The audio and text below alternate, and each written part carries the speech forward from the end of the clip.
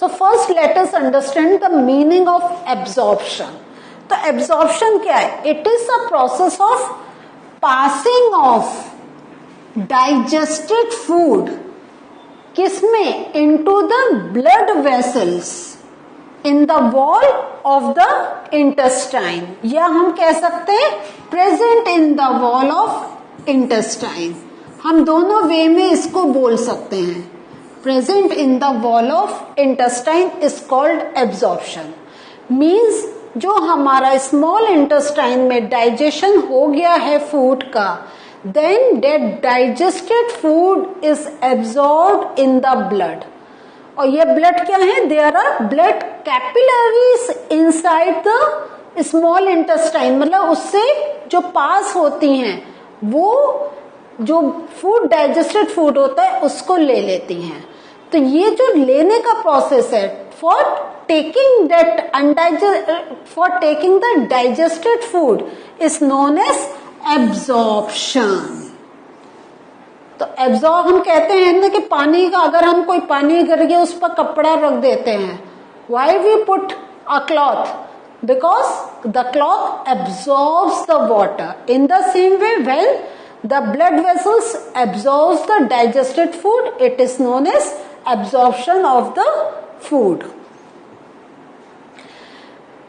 Now let us study about something more about this small intestine. अभी हमने जो देखा था, पहले हमने सीखा था कि स्टमक से जो हमारा पार्ट निकल रहा है ड्यूडेनम के बाद, it is small intestine and it is highly coiled structure. तो ये तो हमने कह दिया कॉइल्ड स्ट्रक्चर है, बट यू नो ये कोई अंदर से सॉलिड थोड़ी है. दे आर हॉलो, अंदर स्पेस होता है, देन ओनली फूड मूव्स. अब ये जो स्पेस होता है, इस स्पेस का अंदर इस टाइप से आपको कुछ स्ट्रक्चर दिखाई देते हैं. तो एक बार हम सबसे पहले I want you to focus on this picture. This is the anatomy of a small intestine. Means हमने जो अभी तक देखा था, हमने इसका ये पार्ट देखा था. नाउ अगर हम इसको अंदर से देखें, this is the inside part of the intestine. तो इनसाइड जब हम देखेंगे हमें कुछ ऐसे स्ट्रक्चर्स निकले हुए मिलेंगे. ये जो स्ट्रक्चर्स हैं, these structures are known as villi, and villi क्या होता है? villi is in plural form. एक का बात करेंगे then we will say villus. So ये जो villi होते हैं, तो आप देखिए हम अंदर के अंदर जाते जा रहे हैं. ऊपर से स्मॉल इंटेस्टाइन देखिए, अंदर से देखा there are villi structure. और अगर हम उन विलाई स्ट्रक्चर को जब पढ़ेंगे, then we will see there are number of blood capillaries. यहां पर there are number of blood capillaries, और these blood capillaries take the digested food. So let us study about villi. Villi को अगर हम एक प्रॉपर डेफिनेशन में if we say, then they are finger like outgrowth. जैसे हमारे हाथों में फिंगर्स निकले हुए हैं, in the same way intestine में there are outgrowths that are known as villi, finger like outgrowths from the, अब ये कहां से निकल रहे हैं? inner walls of small intestine. तो inner wall हो गया ना, because this is the outer structure and this is the inner structure. Inner walls of small intestine are called villi and singular में we say villus. So, but there is not one, there are number of it, we cannot count for. So, इसलिए generally we always say the word villi because we are talking about many finger-like structures, not only one finger-like structure. तो एक बार इस definition को फिर से ध्यान से quickly पढ़ते हैं कि finger-like outgrowths from the inner walls of a small intestine are called villi.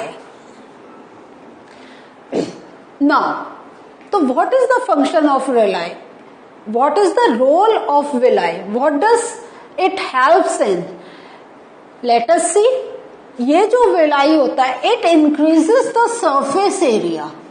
Now surface area means आप ये देखिए, suppose this is the small intestine. ठीक है.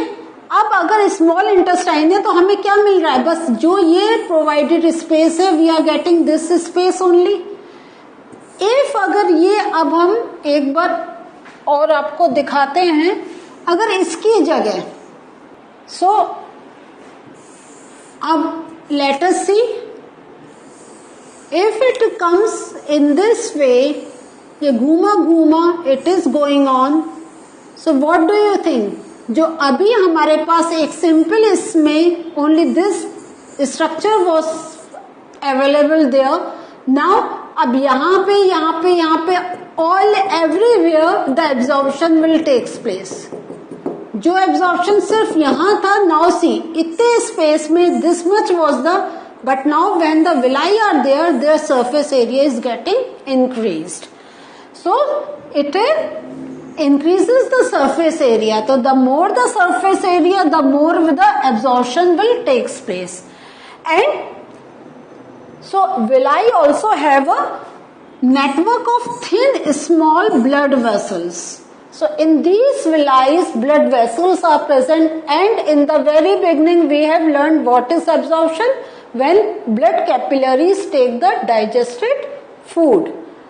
ठीक है, जो the food in the simpler form. The other thing is, जो अभी मैंने बोला कि the surface of villi absorbs digested food materials, so these are the roles that are played by the villi, and in small intestine we have the maximum percentage of absorption and maximum digestion process, क्योंकि इसमें we are getting bile juice, pancreatic juice, and as well as some of the digested food we are getting in the small intestine, क्योंकि कुछ part का stomach में digestion हो चुका है, and intestinal walls also secretes juices, जो हम लोग पहले लर्न कर चुके हैं। Now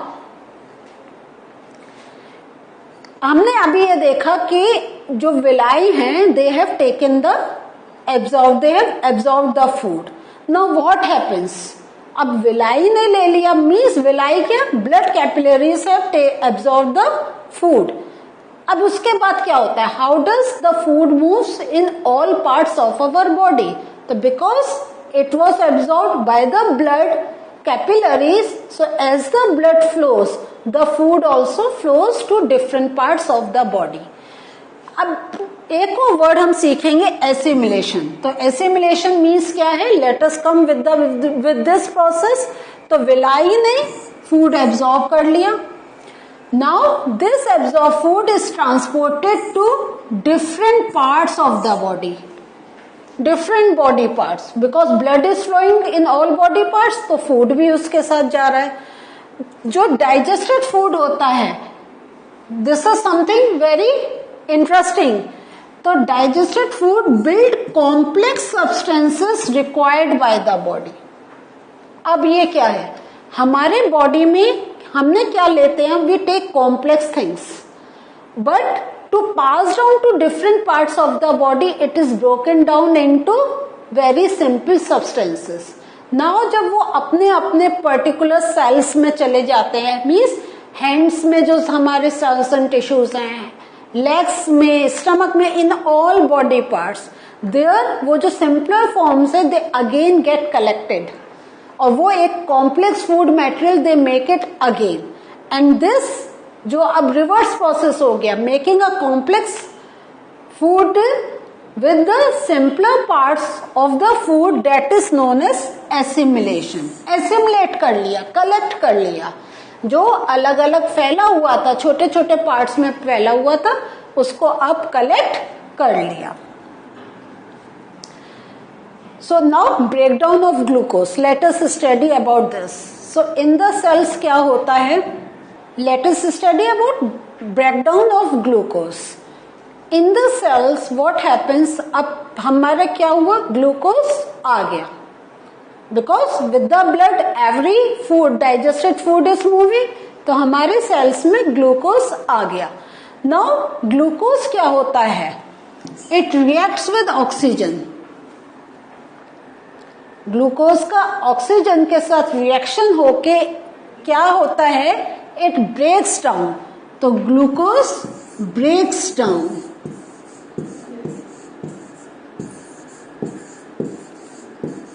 Glucose breaks down into carbon dioxide के साथ water and energy is released. So now you know how do we get the energy from the food?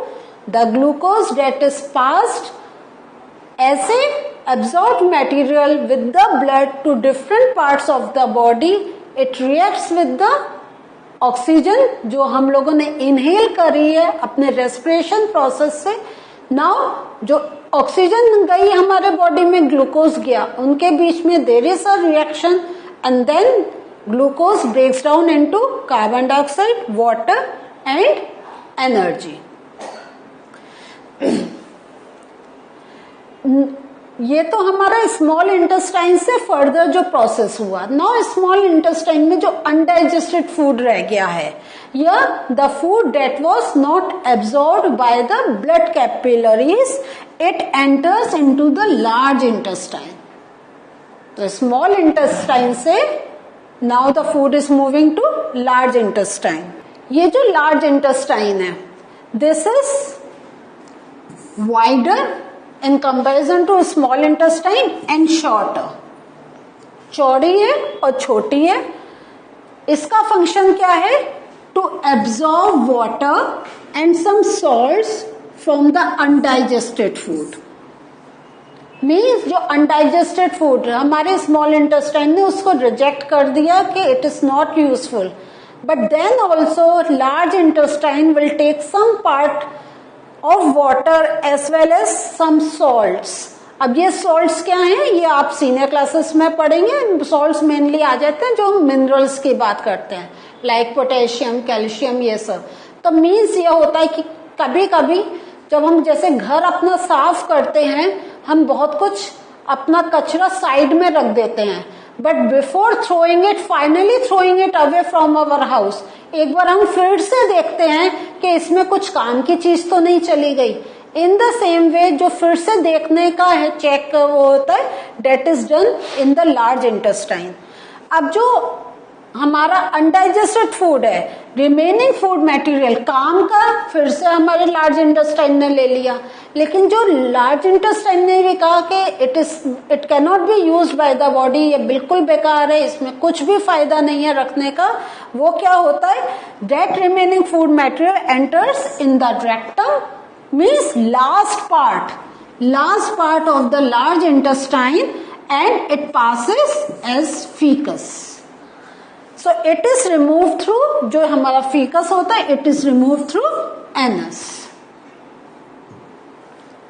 So what did we learn today? We learned about small intestine को हमने और detail में पढ़ा कि there are villi-like structures, और ये villi-like structures plays a very important role in the process of digestion because blood capillaries are present as well as they increase the surface area for good absorption.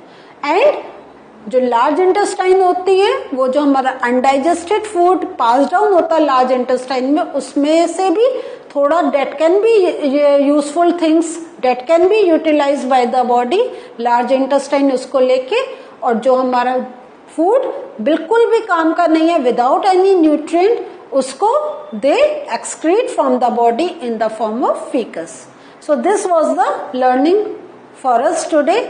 अभी हमारा ये digestion का process अब almost it is done, लेकिन हम थोड़े animals का पढ़ेंगे कि कुछ एनिमल्स में कुछ स्पेशल डाइजेशन प्रोसेस होता है. That I will take in the next session. Till we meet again, take care, bye.